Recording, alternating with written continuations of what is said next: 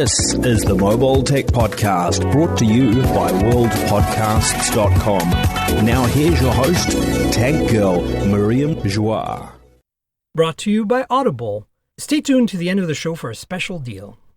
Hi, and welcome to the Mobile Tech Podcast. I'm your host, Miriam Joie, and today is Thursday, April 9th, 2020. And my guest is Brenda Stolyar of Mashable. Hi, Brenda. How are you? Good. How are you? I'm super great. I'm super stoked to have you on the show today, actually. This is kind of fun. Yeah, thank you for having me. I mean, I haven't done very many. I think this is my second podcast recording. So I'm excited to do these now. Yeah, no, this is awesome. I've been wanting to have you on for a while, so the timing's kind of perfect. So tell me, what are your phones right now? What are you using? Okay, let's see. I have been swapping back and forth between the iPhone 11 Pro and the S20 Ultra, actually. Nice. Yeah. Well, that's pretty reasonable. I mean, those are pretty, you can't go wrong with an iPhone 11 of any kind. And the Galaxy S20 is being a pretty solid phone. So you're sticking with the Ultra then, huh? Well, so, I mean, given the whole quarantine situation, I basically packed up, like, all my stuff super fast to come back to my parents after we got, like, the work from home order. Right. And I immediately reached for the Ultra because I figured I'd use it for a lot of camera comparisons for some upcoming phones. That makes sense, yeah. Yeah, so that was, like, my immediate thought was, like, okay, S20 Ultra. But, it does also have the stabilization for video, which now that we're all home, we have to record our own B-roll for product reviews and all that stuff. Yeah, right. So I that makes opted sense. for it. Well, that's a good call. So speaking of phones that, there's been a bunch of really good camera phones. Like I covered them on the show last week, and the week before, and the week before, and the week before. Like the P40 Pro and the Oppo Find X2 Pro. Those are, pretty solid. Also have like a folded lens, like a periscope. But of course, there's some upcoming phones. OnePlus is having an event next week, so we should be looking forward to that. And I kind of want to discuss with you at some point the news around the rumored OnePlus Z, which sounds very interesting. Yeah. And then last week, TCL actually announced the pricing and the tech details for this 10 series phones that they showed us at CES. Were you at CES for that? I was, when they sort of just kind of teased it, I remember. So, I mean, and then they were supposed to launch it originally at MWC. MWC, like everyone else. Yeah. Did you get a chance to get a first impression at the time? Like, what was your take? Or did you get briefed in New York later on? So I got briefed in New York later on. They were, I remember we walked into the room at the booth at CES that they had. They were like behind the glass cases. Yeah. And so they were like, here's the 10 series. And we were like, okay. And then they were like, these are our new phones, but wait for the specs. So we were all just like, okay. Yeah, it was a bit weird, right? Like they actually got me, I went over to the MGM Grand. They had a suite there somewhere. And they showed us the phones and let us play with them a bit, but they wouldn't give us any specs and wouldn't let us run CPU-Z and whatever else to find out. And they looked like pretty shiny. So I'm always on for shiny phones, like especially that 10 Pro, which is really nice looking, the metal one, the $450 one. And so I was like, this is great, but like, I'm not going to make a hands-on video now because I don't have specs. There's no point. So instead, I did a hands-on video with that shiny folding one that they had. Remember that? Yes. The green one? Oh my God. Yes. The only thing that always comes to mind with that thing is I think of like mermaids because of that, like, that like, what is it called? That design and that texture of it. Because it's like green and then it has like that scaly looking feel and look to it. Yeah. But yeah, I remember they definitely teased I specifically remember they teased the fact that it was a 5G lineup and that it would be super affordable. So some people covered it with that angle, but yeah, I mainly covered the foldable because I was like, what am I supposed to It's exactly say? my point. I was like, at the time, I didn't think the apocalypse was going to happen. I figured, I'll go to MWC, I'll do a hands-on there when we have the specs, blah, blah, blah. Kudos for TCL for making another phone. I was like, okay. And then, of course, our plans all changed. And so I actually couldn't make the briefing in New York because I'm in the Bay Area. So I was like, damn. So I ended up getting to spend some time since some of the TCL folks are based on the West Coast. I got to spend like an hour with the phones like 2 weeks ago or something. And so I'll link in the show notes to your article about the TCL 10 series. And I will also link to my hands-on video that I did.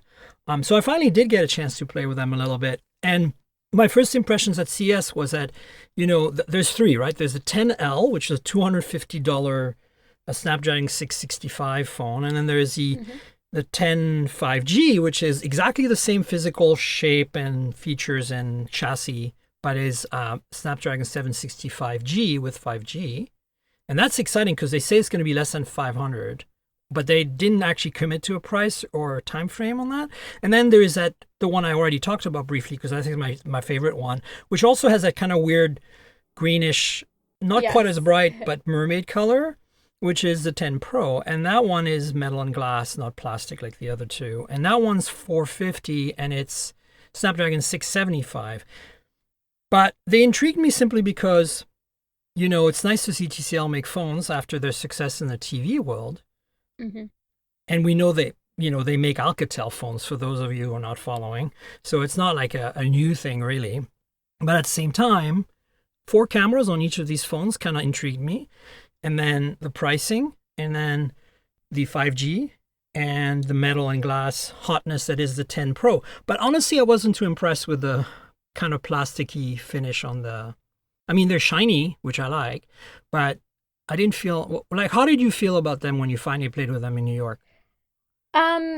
I mean, yeah, I really like that they're, with as you mentioned, with the 10 Pro, that they're incorporating this, like, very sleek look. Like, I think the green is very different than what we're seeing. So it definitely adds to the design and the style. I'm gonna say, though, I know you said that the 10L, yes, the 10L does feel very plasticky and it reminds me of like the Alcatel budget phones. But I really appreciate the fingerprint sensor on the back. Yeah, I agree. I'm totally on board for that. Yep.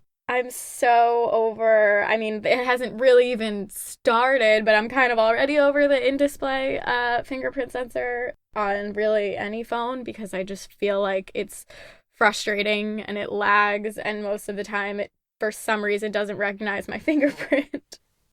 So I'd rather the physical fingerprint. Yeah, I'm 100% on board. I like the in-display in the sense that it's kind of high tech and cool, right? But it's and it's gotten way better in terms of accuracy. But first of all, the ultrasonic one on the Samsung phones has been very hit and miss still for a lot of people. For me, it's always been good, but I know a lot of people having problems. The optical ones have gotten really good, especially on Huawei, Oppo, OnePlus, and other Chinese brands. But my biggest gripe with all of these is the same gripe I had with the iPhone before Face ID, which was it's in the front, right? So a lot of people are like, well, this is great because you put your phone down, face up on your desk, and you can just unlock by tapping the screen, or now the screen, back then the bezel below the screen for your fingerprint. And I'm like, but no, you don't understand. That's not usually my use case. Usually my use case is the phone is in my pocket, and having a fingerprint sensor on the back of the phone means that I can reach in my pocket, locate the fingerprint sensor with my index, tap it while I pull the phone out, and by the time I look at it, it's unlocked. It's faster than Face ID even. Yep. It's a more intuitive motion all around, I'd say. So what I want to see, thinking of that, is the only problem I have with the fingerprint sensors in the back on a modern phone is it kind of looks old now. And first of all, I don't like the shape. They're kind of squircle, round cornered square. of the Alcatel. I mean, this is like me being super nitpicky, but the point is, that's my opinion. I don't like the square look. I'd rather have a round one. Moto's doing a really nice thing with their fingerprint readers on the back of their G-series, for example. We're going to talk about those in a sec, where it's embedded in their logo. So it just looks like a logo in the back when you tap it, and it's a fingerprint sensor. I want someone to do a kind of in back panel fingerprint sensor, like instead of in display. Under the glass in the back, just have a little nipple or nubbin there, like something that, like on your keyboard, you have those two spots where on the letter F and the letter J, where to touch type and put your fingers and you feel the little bump. I want a little bump in the back of the phone where the fingerprint sensor is underneath the glass that you just tap. And so it's still in the back, but you can't obviously see it in the back. You can feel it. You know roughly where it is. That would be sexy, right? I like that. I never thought about that. I'm like, they can totally do that. They can already put it under glass in a display, so I'm sure they can just put it on the glass without display. Yeah. No, I mean, I agree that they definitely do look outdated now, like to have the physical, but I did not think to put it underneath on the back, though. I think that would be like And then why not put it also under the screen? So you have two fingerprint sensors. One in the back, one in the front, and then your Face ID. Boom. You can have multiple ways. Renee Ritchie used to be at iMore, who's now gone solo on YouTube. Congrats, Renee, by the way. He and I had him on the show a while back, and we were talking about the future of authentication on phones. And I think that we came away with this idea that we feel that the future is that every surface of the phone has fingerprint sensing in it, right? To some extent, like not completely covered, but a big chunk of the sides, a big chunk of the back, and the most of the front, bottom half of the phone, maybe in the front, are all fingerprint sensor. And you still have Face ID, like with the dot projector, like the really accurate 3D, the stuff that Apple and Huawei use, and Google does with the Pixel 4 now. That super accurate Face ID, all that combined doesn't just identify you one way. You know what I'm saying? Like, it's extra security, because if another hand picks up your phone than yours and shines it in your face, the Face ID will say, "Oh, that's Brenda," but the hand is not Brenda's, right? And then it'll say, "Nope," right? You see what I'm saying? So we were thinking that in the future, more and more phones will be probably covered with sensors, because sensors will become super cheap, and that's kind of how it'll know it's you. And so I think that's why I'm like saying, why wouldn't we have more than one fingerprint sensor? In the same way as Qualcomm, when we were in Hawaii in December, they showed us their new ultrasonic sensor is like an inch by an inch square, or maybe 2 inches by an inch. It's really big. So you don't really have to be very accurate about where you put your finger on the screen. This is what we do on this show. We went down a rabbit hole talking about the Squircle TCL Series 10 in-back fingerprint sensor, and went all the way down the rabbit hole. Well done. I mean, yeah, I think it would be great to be able to incorporate, sensors all around, or even just kind of redesign the fact that, why we only have one to begin with.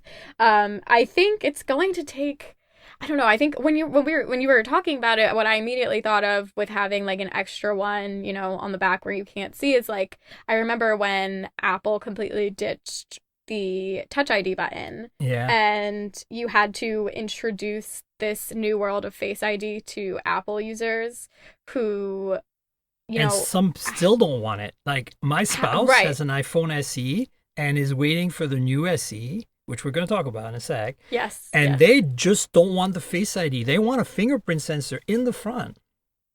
Well, when I remember my dad needed to get a new phone, and I mean, he's very good with tech. Like, I don't know why I even doubted him, but my immediate thought was like, is he going to want to get used to Face ID? Like, is he going to get tired of it? So it's almost like every time we kind of try to redesign something, my immediate thought is like, is it going to catch on? And are people going to want to learn how to use it? So, maybe that's why they're sticking to kind of like a one or the other type deal of like, here's the physical button, and then here's, for the more advanced people, here's your in-display fingerprint sensor. So I think we're kind of slowly inching.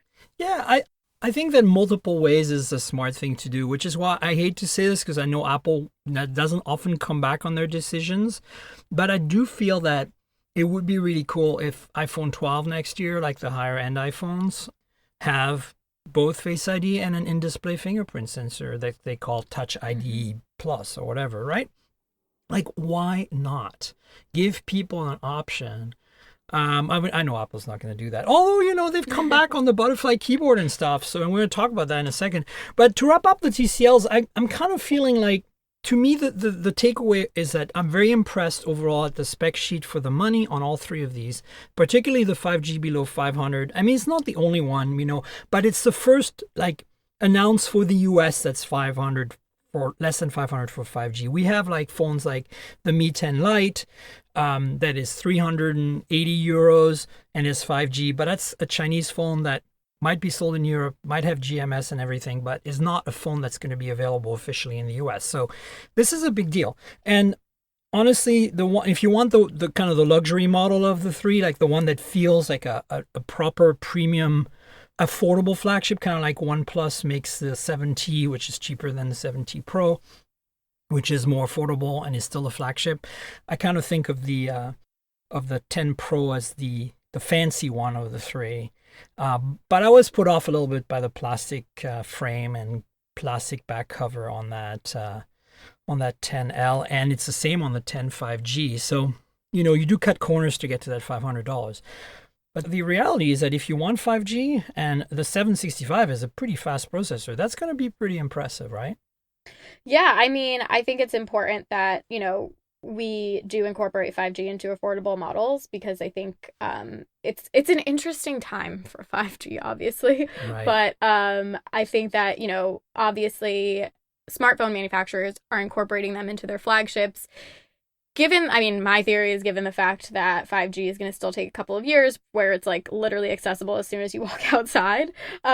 So I think that they're pushing out these crazy spec'd out expensive phones with 5G because they're well, that way you're not going to have to upgrade in a few years when 5G hits, you're already going to have these top of the line specs with the 5G modem, so you're good to go. But I think we're forgetting about the people that don't want to drop over $1,000 to get that 5G.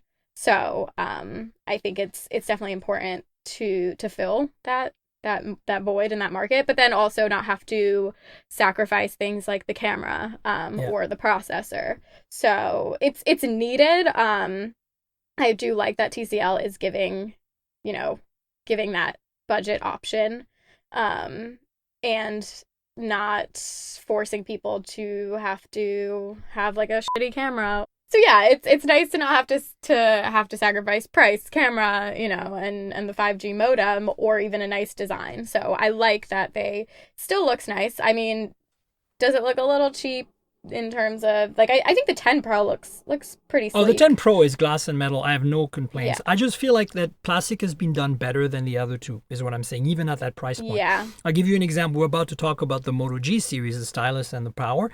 They went all the way to glass and aluminum on the G-series with the G6, and then they've kind of backpedaled since then and gone back to more plastic. And this year, the new G-series, which would normally be the G8, but it's not called the G8, is actually plastic all around, even the back cover, even the frame. But it feels like it's not. It's definitely, you can tell it's plastic if you're like you and me and play with all the phones all the time. But I think most people would probably not notice. Whereas I felt like with the TCLs that plated chrome finish on the plastic frame just felt like the cheap chrome plated plastics we saw back in the 80s and 90s on electronics. I'm just like, come on, you guys can do better than that in 2020. Yeah, no, you're right, for sure. I mean, I if it was $100 phone, I'd be like, whatever, but it's still Mm-hmm. the 400 something for the 5G model at least. Yeah. I will say, I remember my first question when I saw the 10 Pro back at CES was what was pro about it? And I even asked that at the briefing as well. It's true. It's not a Snapdragon flagship or anything. Yeah. Right. And they're just well, obviously I'm not going to say verbatim what they said because I literally don't remember. But what I took from that was, it's just sleeker. It looks nicer. You know what I mean? It's just like, okay. I mean, it'll confuse people a little bit. But yeah, it's interesting that the Pro does not have 5G. Right. Right. The Pro has a Snapdragon 675, not a 765. So yeah. It was just I mean, especially when you have something like the iPhone 11 Pro, obviously they're naming it the Pro because of what it offers, you know, whether it's the camera or the different features. And so immediately when I saw Pro, I was like, okay, so what's like Pro about it? But it's still nice. I hear you for sure. I mean, look, I think it's nice to see a mid-range and like a brand focusing on a mid-range product for the US market. This is not just some phone that's made by TCL, a Chinese company. This is specifically targeted to be sold by US operators and US stores like Best Buy, B&H, Amazon, right? So that's the exciting part. And you know, the G-series, which we're going to talk about, has been the kind of like, you know, the holder of the flame, of the torch. The torchbearer, I believe, is the right expression for the mid-range in the US because it's such a good phone for the money. And it, you know, we'll see if these new G-series continue that way when we get the devices. But, you know, some competition there is helpful and healthy, right? So, yeah, that's kind of how my take on it. 4 cameras on all of them. They have a main, an ultra-wide, a macro, and a depth sensor. It's a very interesting setup. They don't have a telephoto, but at that price point, I don't really care. So, yeah, you know, agreed. Yeah, especially at the $249 TCL 10L price point, getting a 48 megapixel main sensor is not bad. I mean, you know, megapixels don't mean anything. We know that. But at the same time, the 48 megapixel sensors out there, assuming they're using the ones that already exist, are generally pretty well sorted. So I'm feeling pretty confident. And I did try the camera out a little bit on the 10 Pro, which has a 64 megapixel camera, main camera. And I was actually pretty surprised because Alcatel's cameras in the past, not so hot. So TCL is kind of the parent company. So I'm glad to see that they put some effort into them, at least from a very brief 10 seconds using the camera first impression. Right. Yeah. Yeah, no, I mean, I definitely am excited to test them out and to actually, you know, use that camera and compare it to other phones as well. Because, yeah, I mean, you have the specs, but then once you actually test it out, can sometimes be a totally different story, which I'm sure we've all experienced. For sure. Let's quickly switch gears and speak about, we briefly touched on it. There's these OnePlus Z rumors. So next week, I think it's on the 14th, OnePlus is supposed to announce their new phones. I guess the 8 and 8 Pro is the rumors. We're going to see what they bring to the table. They usually bring a lot to the table for not a lot of money. So it should be very interesting to see where they're going with that. But along with all the rumors and leaks around that over the last few weeks, there's also been this rumor and leak of an 8 Lite, which would be like a tier below the 8 and the normal number and the Pro number that they've been doing for a year now, and that would now supposedly be called the OnePlus Z. And did you ever remember playing with the OnePlus X back in the day? I actually did not. It was like around the time of the OnePlus 2, they came out with this phone between the OnePlus 2 and the OnePlus 3 called the OnePlus X, which was a mid-range phone, sold for $250. And it was the cheapest phone they ever made. But it was super high quality build. It was metal and glass and mid-range specs. And it had a cult following. Like, a lot of people dismissed it because they're like, oh, it's not a OnePlus. You know, we want like Snapdragon 800 series. We want like all the specs. You know, all the nerds were like, this is not really a OnePlus. This is what we want. But a lot of people were like, no, they're trying to go premium and mid-range with this. And I was a big fan. They made one that had white ceramic back. And go check it out check out some photos on Google sometime. It's a beautiful design, even to this day. So anyway. Nice. This OnePlus Z sounds like it could be a return, you know, to some extent to making a phone that's even cheaper than the 8. Probably not with a Snapdragon 800 series, but maybe with like a MediaTek. The rumors is that it might have a MediaTek Dimensity, which is one of their 5G chips.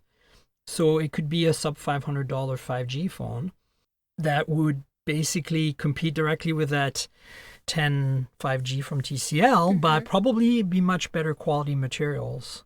And maybe a 90 hertz display, which is what's rumored right now, which would really be a bummer for TCL because they would get a sucker punch by OnePlus, which has happened to a lot of companies before, but that's just a rumor at this point, and we're not going to find that out, I think, on the 14th. This is more like summer type thing, right? Yes. Yeah. I mean, that 90 hertz display will definitely be. I mean, if they make a 90 hertz phone with a Dimensity 800, Dimensity 1000 5G chip that, maybe still has a 48 megapixel rear camera with maybe a ultra wide and, all the goodness of OnePlus software for 500 or less, I think that thing is going to be that and the Pixel 4a that's coming are going to be my most exciting phones of 2020 for now, because people have no money right now, and those $1,000 phones are great, but what if you want a really good phone and want to spend less? And I think those are going to be the poster children for that, because the Pixel 3, the 3a last year was a great phone, and the rumors on the 4a are really solid as well. Both supposedly are going to be 5G, so we'll see. Yeah, I think it's definitely, I think we're going to be, I mean, maybe this coronavirus will change the trajectory of how, smartphone brands see those like light phones. I mean, even Samsung announced their A series. Yeah, with 5G, yeah. I saw that. And, it's important. I think that like whole group that whole group of like, which I think I sometimes will fall into in terms of that category of like, I love to see obviously what brands how they can push boundaries in terms of specs, but on a daily basis, I looked at that A series and I was like, that's probably something I would prefer, if we're talking getting all my money's worth, Right. And practicality. So, I think if the 8 Lite, is a thing, I think it's definitely going to be a game changer. And hopefully, just like we were talking about with the TCL, I hope we're going to see brands kind of jumping on that bandwagon. Well, I think it's inevitable. I mean, it's definitely going to happen on the Chinese phone front. Like, MediaTek made two chips that are specifically for the mid-range 5G, right? They're all low-band, mid-band. None of these support millimeter wave. So if you're on Verizon, you're screwed. Forget it. Until Verizon rolls out some low-band, you're not going to see cheap phones on 5G on Verizon. It's just not possible. Millimeter wave is really expensive. It's only right now on, the highest end of the highest end. But if you're looking at T-Mobile and AT&T, low-band, I mean, more and more phones are going to support that. And Qualcomm really only has a 765 at this point for that kind of affordable-ish, because it's still very pricey. But I think MediaTek's going to drive that really hard with the 800 and to some extent the 1000 series. So I expect we're going to see more phones in the U.S. for the U.S. market with these chips coming soon. And, as I said, the OnePlus Z, we talked about the TCL 10 5G, we talked about the Pixel 4a 5G. There's going to be a 5G version of that for sure. And who knows what else. But the more the merrier. I kind of want to see Moto come out with something like a G-series that's a little more premium, maybe in the $350 range, that has, 5G. But again, they tend to be stuck with Qualcomm. So they're going to be, it's hard to reach that 500 price point on a Snapdragon 765, unfortunately. That's where, MediaTek comes in. So also wouldn't be surprised if Qualcomm announces a new chip soon. I'm completely I have no idea here. I'm just hypothesizing, but it would be great to see a 600 series from Qualcomm that supports 5G for, available, like sampling in the fall, available for 2021, so that we can start having Moto G-series level phones, like $200 phones, $300 phones with 5G. Because the reality is 5G is here. I'm using it on AT&T low band. I'm using it on T-Mobile low band. It's marginally faster with better coverage than 4G LTE. It's not like it's super impressive, but it certainly solves a lot of problem, and it's going to do that for a lot of people. And yeah, millimeter wave eventually will become cheaper, and it'll be on every carrier, and we'll see, in stadiums and airports, like fantastic speeds if we ever go back to an airport or a stadium at this point, right? But the point is, I think that millimeter wave has its place. It's just not it's not practical. If you want to bring 5G to the masses, we need to aim for these, $250 to $500 phones. And we're at the 500 mark, but we need to go lower than that. And so I want to see what Qualcomm brings to the table, because MediaTek certainly has something. And speaking of, I didn't mention this on the show last week and the week before, the P40 Pro from Huawei with their high-end 5G Kirin chipset supports T-Mobile and AT&T 5G here in the US. If you stick your T-Mobile SIM in the P40 Pro and you're in a 5G market, 5G will light up on the phone. Same with AT&T. It's amazing. Yeah. I have not had that luck. I wish I did. I don't even remember when I was back at the office. Jeez, it sounds like such a while ago. Yeah, I mean, with 5G, I definitely planned on dedicating like a lot more time in the city to tracking it down. I'm pretty sure Manhattan has low band on T-Mobile, but I'm not sure about low band on AT&T. Yeah, I think, yeah. I think that's correct. So the thing for me is that I'm lucky because I basically live in two cities, Portland, Oregon, and San Francisco. And San Francisco has AT&T 5G low band, and Portland has T-Mobile 5G low band. So my main carrier is T-Mobile, my personal one, but I have accounts on AT&T as well. So I just switch. I use whatever's best for if I want to test 5G. Right. But I don't have a Verizon. I've never tested millimeter wave. I've never tried it. I've obviously seen demos of it, but I've never physically had a chance to try it. But I hear that it kills the battery, and it's very sensitive to, where you are located in terms of being close to a post or whatever, cell tower. Yep. Mm-hmm. You've tested it, right? In New York, I bet? Yeah, with the S20, when I was reviewing the S20 line, the Ultra, obviously. Yeah, and of course. I had, so Mashable is under the same company as PC Mag, so I went up to Sasha Segan, obviously the 5G. He knows everything, all things 5G. The godfather of 5G himself, as we all know, Sasha, yeah. Literally, and he broke it down for me. He gave me the cross streets, and he was like, try here, try here, try here. So our video producer and I wanted to actually, see it in action and get that footage. And it was a very cold day, I remember, so we weren't as patient as normal, but we went to each cross street that it was supposed to, magically appear at, and we never managed to. So that's why you need to test low band, because low band goes everywhere. Like 600 megahertz on T-Mobile, it's like super nice.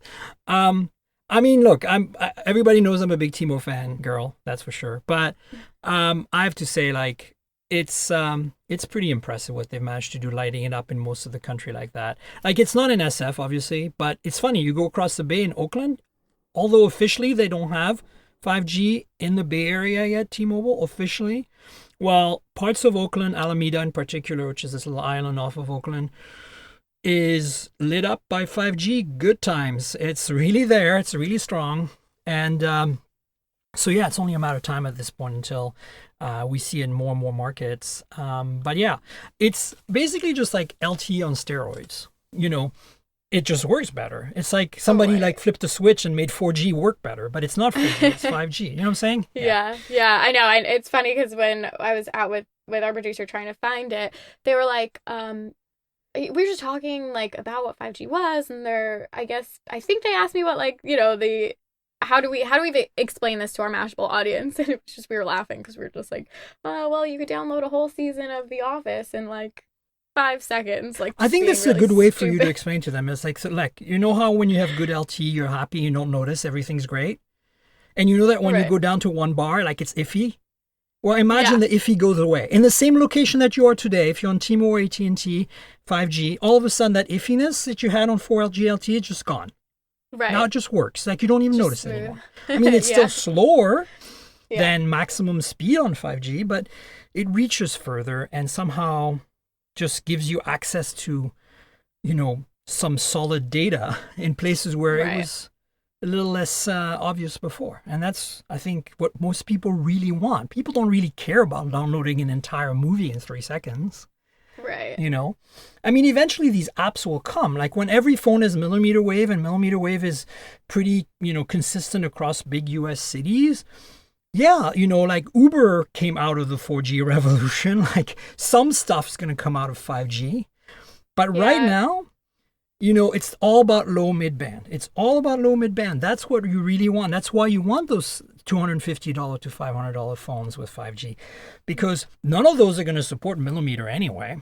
I mean, hell, the Samsung Galaxy S20, the base one, which is now $800, $200 cheaper, still doesn't support millimeter wave, right? Right. So, I mean, unless you buy the Verizon version, which is the same as the V60 from LG. You buy the Verizon version because Verizon is so married to millimeter because they don't have low band yet that they are forcing the manufacturers to make these special millimeter wave versions of their phones, which cost more to make and are more complicated.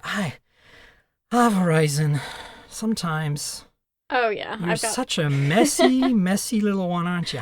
Oh yeah. Especially with that Razer phone, but Oh my God, I saw that video you did with where you put the mic up to the phone. Oh, That's the yeah. cringiest sounding recording of it I've heard yet.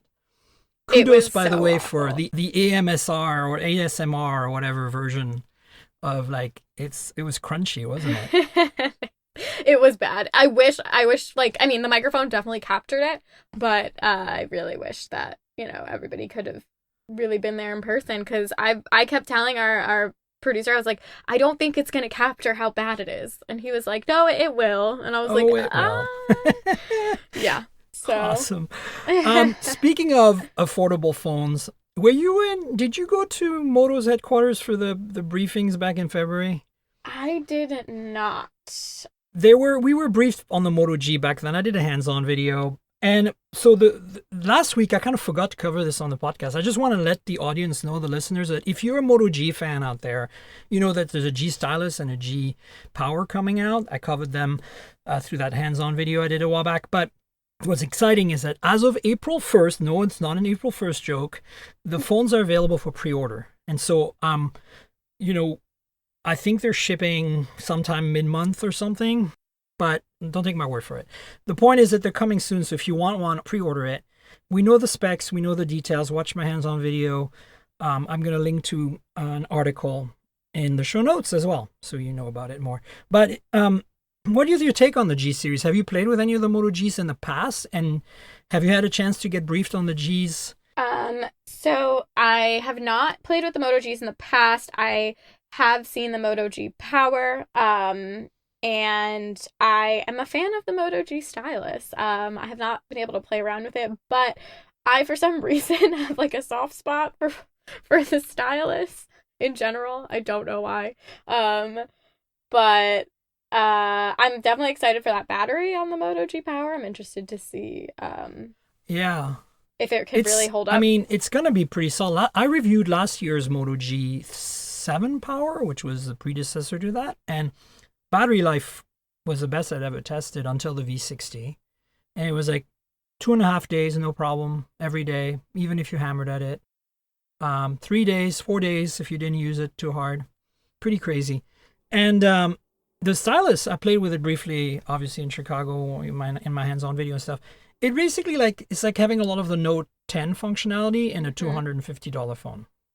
So there you go. I mean, it's not a Wacom type digitizer tablet, high quality, super precise thing. It's just it uses a touchscreen, the capacitive part, So it's got a little metal nubbin at the end of the stylus, kind of like a tiny little finger, basically. Mm-hmm. And so it's not like super fancy in terms of how it does it, but like the Note is super fancy. But it's basically for people who want the Note functionality. I think that phone is going to hit the mark for $250, Yeah, I mean, I think having that stylus is just definitely a very, it's a niche type deal. Oh, for sure. But for those who want it, I think somebody needs to write a story that says, Moto G stylus versus Galaxy Note 10. Somebody needs to do that. Because what does that extra $750 buy you, right? I mean, obviously, better specs and a better camera you know. But in terms of core functionality, do you really get anything more out of a Note than the G stylus? That's the story somebody needs to write. Mm. You know? Yeah, I agree. I mean, I think especially like if something tells me that if you're getting a phone, like the Note 10 for that stylus specifically and for that note-taking functionality, that everything else, in terms of camera or additional features are probably not top of your list of things that need to be high No. quality. Yeah. So I think that this G stylus definitely, it makes sense, especially in comparison to the Note 10. For sure. So in the same way as we should find out more about that OnePlus Z at some point, and definitely we'll find out everything about the 8 and 8 Pro next week, we will find out more about the Moto G and stylus and G Power pretty soon. So those of you who are shopping for an affordable phone today, maybe hold off just a little longer because there's more options coming. And the other option that's coming we should talk about is the iPhone SE, which we now know is called iPhone SE, the replacement for the old SE, which we thought was going to be called iPhone 9. A bunch of leaks have come out, including in the Apple device store. And in the in Verizon's store, there's been leaks of the name of the new iPhone, the cheap iPhone, or affordable, I should say, iPhone. It's going to be, we expect, less than $400, right? We don't know anything about it, but the reality is that it's coming soon. We're seeing more and more leaks and rumors, and I'm excited about this one, but first of all, because my spouse is ready to upgrade. They don't like big phones and they want a fingerprint sensor. They want Touch ID, so there you go. What's your take on that? Do you think, I mean, you probably think that we need that. I think we need that. We need a phone, an SE replacement. So it's funny. I actually found an old iPhone in my drawers here at home. iPhone, I think it's the 4. And it has that home button and it's like really tiny and cute. And I was just holding it and I was like, oh my God, like what I would do to have this. Because I looked at my 11 Pro and I was like, I miss like some of that old school functionality. Do you have the 11 Pro or do you have the 11 Pro Max?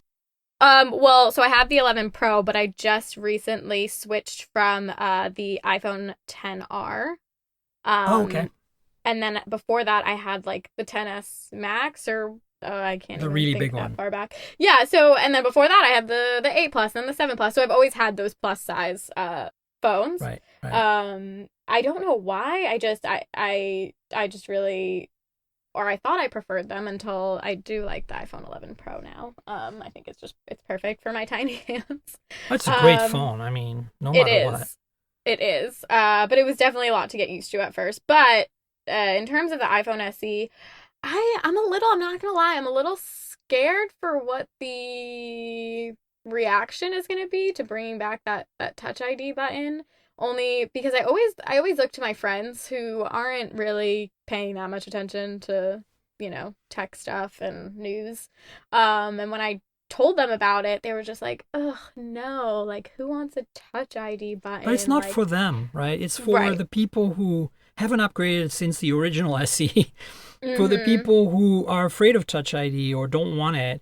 It's for the people who just need an iPhone but don't want to spend $700, which is right now the very reasonable, I think, for what it is, price for an iPhone 11,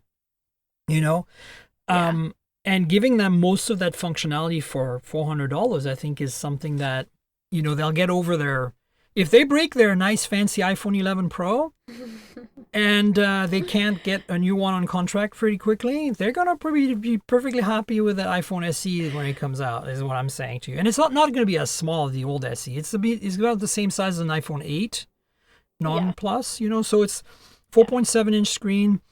I really think they should have made it, with a Face ID, like, screen with very little bezel, like cover the whole phone with screen. But I think it's too expensive at that point. Like that would bring it closer to the iPhone 11 in terms of price. And I think the whole point of this is to keep it under $400, I think so. Yeah, I mean, I'm definitely excited about it. I mean, can I confidently sit here and say that I would switch it to like my primary device? No, you and I are not the audience for this. Who knows? I think we're going to test it, obviously, but I'm thinking as I said, there's an entire bunch of people out there that are running on older iPhones that have been waiting to upgrade and are not really 100% comfortable on spending the kind of money that Apple wants and kind of converting over to Face ID. I mean, it's inevitable that they're going to convert over to Face ID at some point, but they're still not quite ready for that. And I think iPhone making a phone for that audience is a lot of people in the US, you know, like, because we live in cities and we're tech nerds and our friends are younger. We tend to like have all the latest stuff. But, you know, if look around when you go to like Walmart sometime, you know, I'm sure there's one near you somewhere in New Jersey right now. I mean, obviously you don't want to leave the house right now, but I'm just saying if you were to go there, just look around and you'll see like a lot of iPhones that are very old. Yeah, I mean, I think there's something to be said for the fact that, isn't it like the iPhone 6? That's still like pretty common. So the 6 is no longer supported by iOS 13. Right. 12, it tops off at 12. I think the 6S still supports 13 though. 6S. I think I read somewhere, or for some reason, I feel like the 6S has been like still popping up a lot in terms of like either the phones that people still have or the ones that like they found it, you know, they found that they had it and then they switched back to it after, like you said, they broke their phone. So I think this maybe if the iPhone S, when the iPhone SE does come out, I think that this might be for sure for them. You know, like it's a good jumping off. I mean, you got to remember the context of the first iPhone SE, right? At that time, they had the 5S chassis still. So they decide, hey, let's put the 6S guts in the 5S chassis. That's how the SE came to be. So now it's the same thing. Let's put the 11 guts, like the base 11 guts, in an iPhone 8 chassis. That's exactly what they're doing. And so what do we get as consumers? We get the benefit of the iPhone 11's main camera, which, as you know, is amazing. So boom. And then you get whatever it is, the Bionic A12, Bionic A, whatever it is, A13, whatever the latest version is. That's a baller thing to have. Yeah. And then the rest is just, you know, leftover parts. But that's okay. Like, that's a pretty huge upgrade in the same way as the SE with the iPhone 6S guts was a big upgrade over the 5S, even though it looks the same as a 5S. You know what I'm saying? Yeah, no, I'm definitely very happy that they are, you know, likely putting that A13 chip in because otherwise, you know, those iOS upgrades really kill that processor. I know, right? So, you know, I know that obviously the A14 is going to come out in September, but this one, you know, even if people get it right now, it's still going to last them, you know, a pretty long time with that processor. And also, you know, I just thought of the fact that speaking of who is probably going to want this, I know for a fact somebody like my mom is definitely going to want this new phone. She's on the iPhone 7 Plus. She had switched from the original SE and has not stopped talking about that phone. And that's what I'm saying. Like, I think there's a huge demand out there. Apple's doing the right thing. It's not for us, but it's for a lot of people. And until those people can be dragged kicking and screaming into Face ID land, this is going to be their solution, you know? So speaking of Apple, you've been playing with the MacBook Air 2020 edition, which is the best MacBook we've seen since, for a long time, because it's affordable, has more storage, has a better keyboard. So what's your take? Like, I haven't played with it. Are you madly in love with it? Are you going to switch? So am I, okay. Yes, I am madly in love with it. Am I going to switch? Yes, probably. The last MacBook, so obviously I use a MacBook Air for work. Which one do you have? And it's like an older one. I should know. Actually, I can look at 2015 version. Yeah, so it has a MagSafe charger, right? Yeah. Yes. Well, that's really old. Yes, and I mean it runs like really super well and stuff. And I don't use the keyboard because I normally have a monitor hooked up, so I have like a. But the keyboard on that is a good keyboard, so it doesn't matter. It is. I recently started using the Pixelbook Go, and that like oh my god, the keyboard on that. Yes, I have never been annoying about a keyboard until using that laptop, and I was like, this is transformative. Like now I'm just very judgy about keyboards. Now I've you never know, right?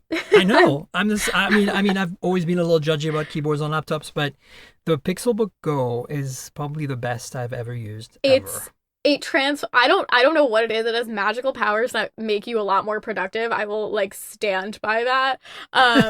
Because I used it at CES and I was just like typing away, and then I get back to this thing and I'm like, oh my God. Clunky. Yeah, and also to go back to the new MacBook Air. I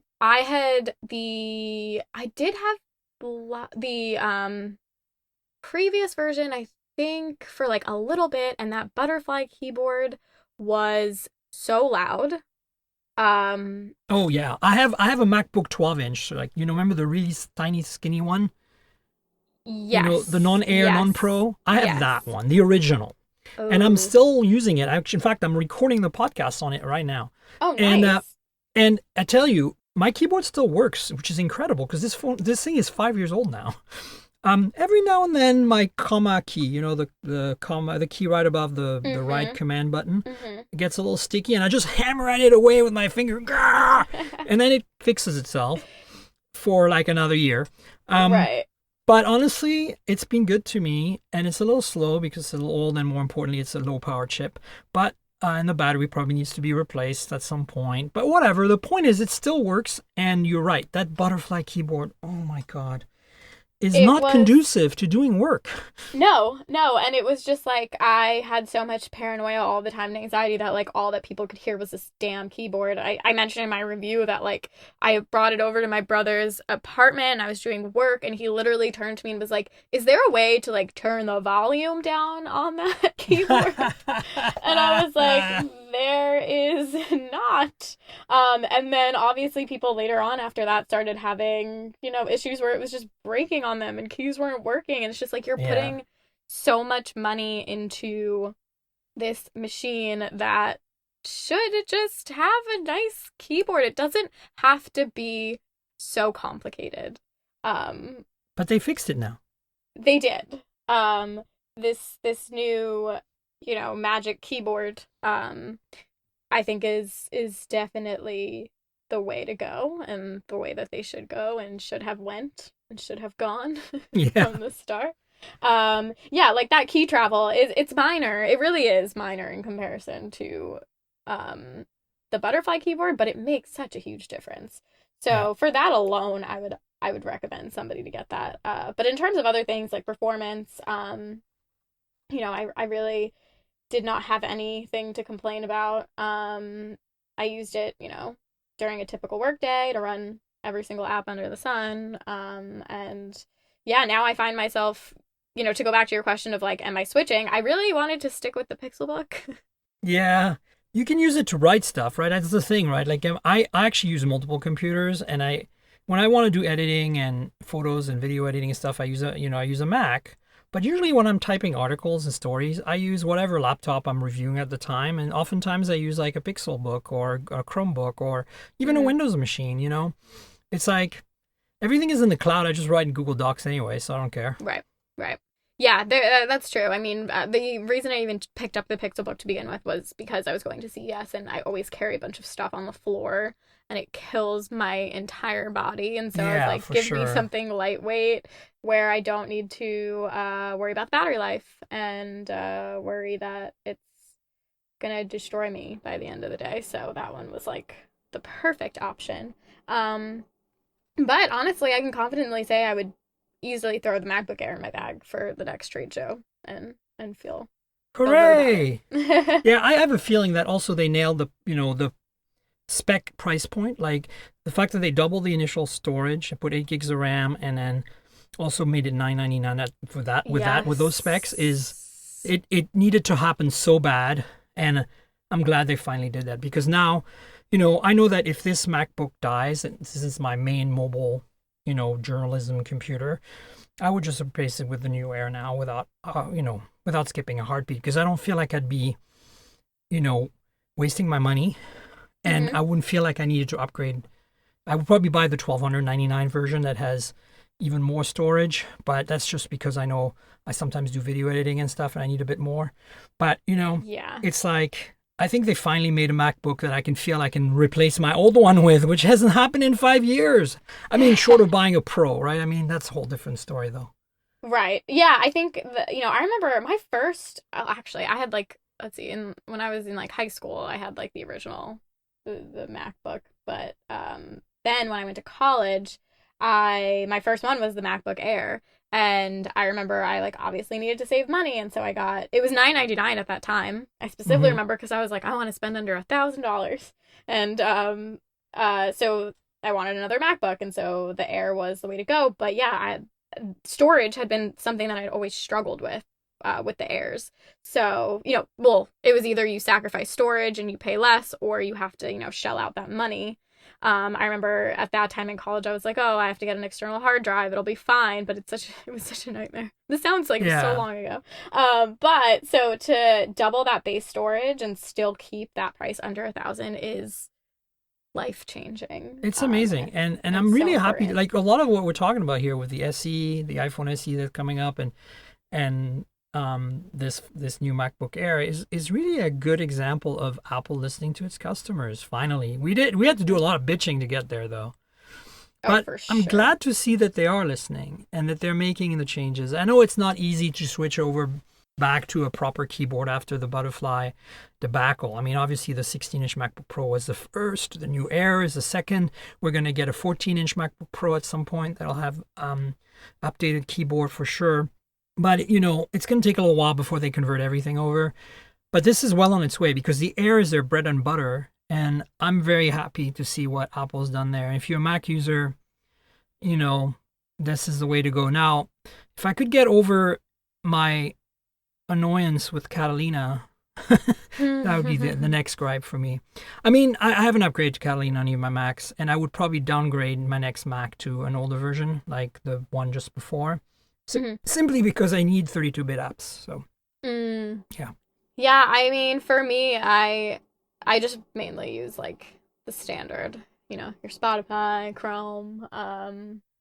Yeah, but at that point, I have a Chromebook for that. For me, it's like I need a little more than that. I know that's I need to be able to run. Like I've got all this legacy. I've been using a Mac since the early 2000s. I've got all this legacy software that I like to use. I don't need it. I use it maybe once a week, but it's nice to have. I don't want to have to fire up a virtual machine running an old version of macOS inside my Mac to run my old apps. It's kind of ridiculous to do that. Yeah, that is true. So I'm eventually all these apps that I have will get updated to support to be 64-bit, and everything will be fine. Yeah. But slowly. So right now, that would be my approach. I would buy it and I would roll back a version, and I'd be okay for a while. And usually I keep my macOS versions for 2 years. So, or maybe longer. Let me see. What am I on this Mac right now? I'm running, High Sierra. So, yeah, a few versions back, like 2 years, 3 years ago now. And I'm happy with that. I don't really feel like I need anything else, frankly. I know I'm the worst with keeping like my phones are one thing obviously, but with my laptops, like especially hard, right? With MacBooks, you just click that later button all the time. You're like, tomorrow, remind me tomorrow. I know. And imagine if you're a Windows user where it actually does monopolize your computer for 15 minutes when you do an update. At least on the Mac, it's pretty quick. So yeah, for sure. So one last thing I want to talk about real quick is we covered the LG V60 ThinQ 5G dual screen, what a mouthful that is, on the show a few times now. But there's rumors this week that, we've already heard rumors that the LG G9, which is the other flagship they do every year, is not coming at all. But there's rumors of an entire new line of mid-range phones from LG that are kind of designed to compete in that not premium flagship, but the affordable flagship space, like that $500, $600 range, where OnePlus is playing on their lower end phone. And it would be heavily inspired by the old chocolate series phones that they did back in the early 2000s. So it's got me intrigued. I mean, I like LG, but I always feel like their phones are disappointing because, they don't seem to care about users. They seem to care about carriers. And so they make phones that are really custom built to the carrier's demands rather than to what we users want. I mean, audio is always really great, which I'm a big fan of, but it's always a little disappointing to me. So I'm kind of hoping that with this new chocolate inspired mid-range G replacement, they'll be coming out with something that's a little more exciting. And I've been saying for a while now that they should be playing in the OnePlus, Xiaomi $500, $600 range, or even Oppo. You could throw Oppo in there as well, because it's a very interesting place to be. It's I call it the affordable flagship. So you basically have almost flagship specs, really premium quality and materials, but not $1,000. You know what I'm saying? Whereas premium flagships are like, $1,000 and stuff. And so I'm hoping to see them do that. What's your take? Like, do you feel like LG needs a little bit of love right now? Do they need to do this? Or do you care? Well, so the LG, going back a bit to the LG V60 thin cube of a mouthful title of the phone. The LG V60. Yeah, I think that I'm not gonna lie, like I was just bored by that when we first saw it. Yeah. And so, especially, it was definitely an interesting time to launch that phone. It's the last briefing I've ever had in person since the virus hit. Yes, same. And I mean, especially coming off of we were coming off of two foldable phones, the S20. Oh yeah, of course, the Z Flip. Yeah, right. Yeah, there were so many cool things happening, and I walked into this briefing, I was like, okay, what are they doing? How are they gonna reinvent this one? And then they showed us everything, and I was like, okay. It's like, did you read the audience? Yeah, we got the dual screens again, and we have the ambient, now we have that ambient audio recording, and I remember I was standing with, another reporter, and we were just in our heads just going down what is new about the phone, and we were staring at it, and we were like, wait, what is new? What is it again? So I think that LG probably needs this, they need something. I mean, the reviews speak for themselves. I published my review on Hot Hardware last week of the V60, but look, I like LG. Traditionally, they've made some really cool stuff. It's just that it always seems to me like they're not focusing on the end user or the current. It's one thing to buck the trends and have a headphone jack. I love it. I think it's great. The quad DAC sounds fantastic if you're into that. But I feel like they're not bucking the trends as much as going to the carriers first and hey, we're not as big as Samsung and we still want to sell phones on your network. What can we do to make you happy? Instead of, what is Samsung doing? What's OnePlus doing? What's Apple doing? What's, Huawei doing? How can we stay competitive? What can we do to distinguish ourselves? And then asking the carriers, hey, what do you think of that? 100%. You know what I'm saying? Yeah, I agree. I 100% agree. I almost felt bad sitting there, listening to all of these specs and, also realizing what was already out there and how people were, how certain brands were challenging the market and trying to, sure, the Razr, in my opinion, sucked, but there was Moto trying something, Yeah, they exactly. tried, and it might have fallen flat, but, now they're going to reiterate, and other brands are going to reiterate for the next version. How can we make it better? Samsung has shown us finally that you can make a viable folding phone with the Z Flip. I had it for a little week or so, and it was amazing. I was so in love with that thing. I'm not a big fan of the Fold, though, and of course the Razr was a mess. And so, it just shows you that if you persist and you keep trying, you can eventually get there.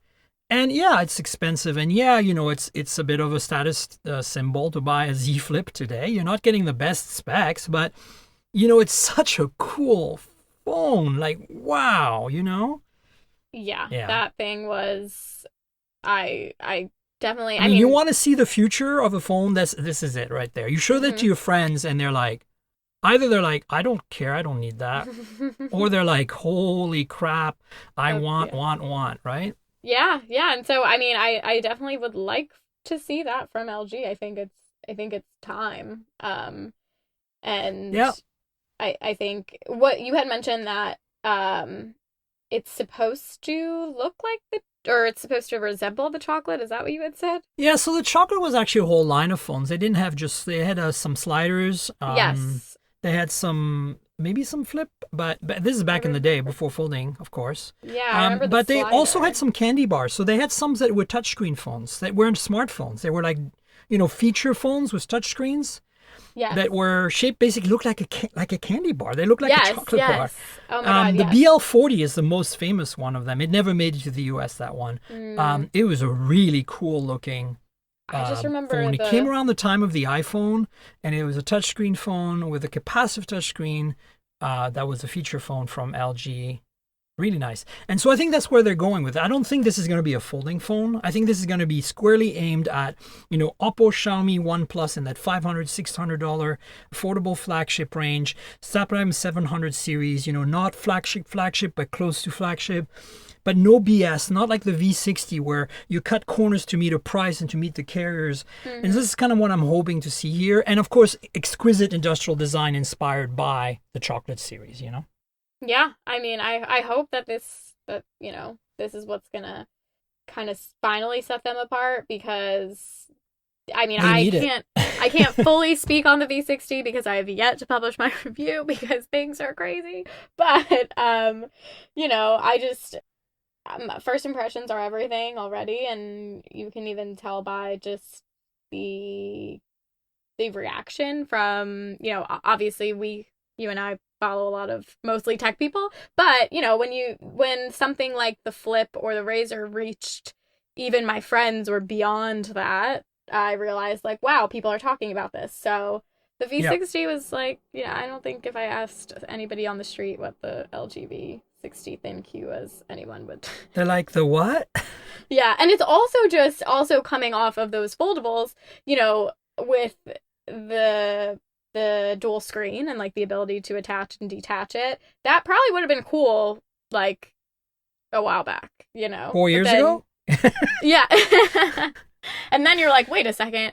This is massive, number one. It looks like a tablet. Oh God, it's so big. And if it can fold now we got phones that are folding the other way that I could just slip into my pocket. So why am I even like, why? Yeah. Why are we doing this? So yeah. I think it's why. I think that should be your title for your review. V60 Thin Q 5G dual screen, why? Why? Honestly, yeah. I mean, now I have an angle, so that's good. Yeah, there you go. Well, Brenda, do you want to tell the folks on the show, the listeners, where they can find you on the internet? Yes. So I am on Twitter, at bstoly is my handle. And then you can also just find me at mashable.com.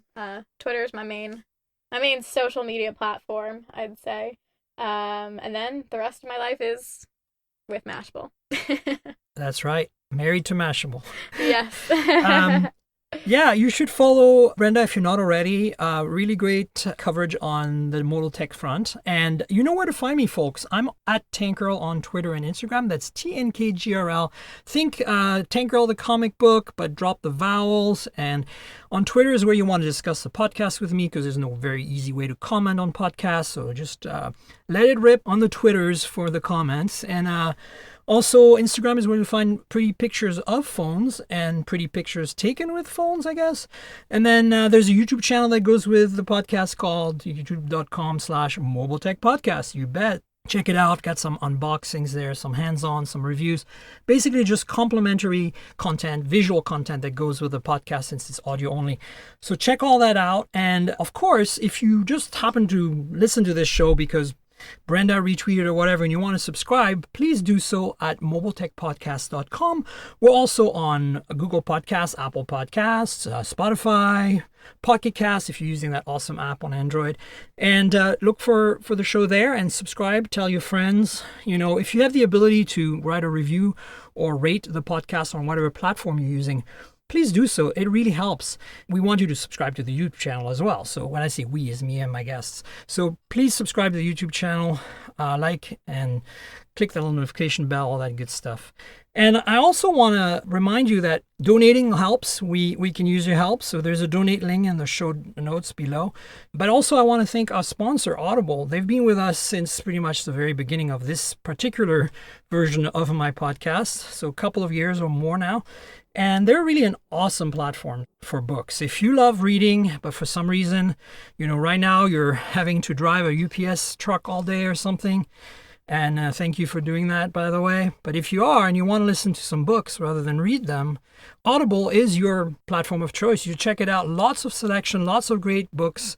A lot of them are read by the authors, which I really like. And if you want to support the show, you can actually get a deal. 30-day free trial with one free book at the end, whether you stay or not, is the deal. And there is a link in the show notes. It's audibletrial.com/mobiletech. That's audibletrial.com/mobiletech. So please support us by donating and support us by clicking through and joining Audible if you haven't yet. There's no strings attached, but you will support the show if you do. Great platform, great books, great selection. Awesome if you're a bookworm. Reading is sometimes not easy, so listening solves that problem. So thanks to Audible again, and thanks to you, Brenda, for being on the show. Really appreciate you joining me this week. Yeah, thank you for having me. It was great speaking with you. I had a lot of fun. Fantastic. We'll have you on again sometime, and you folks all know there'll be a show next week, so stay tuned for that. And until then, cheers, everybody. This has been the Mobile Tech Podcast with Tank Girl, proudly presented by worldpodcasts.com. You can visit us online at mobiletechpodcast.com.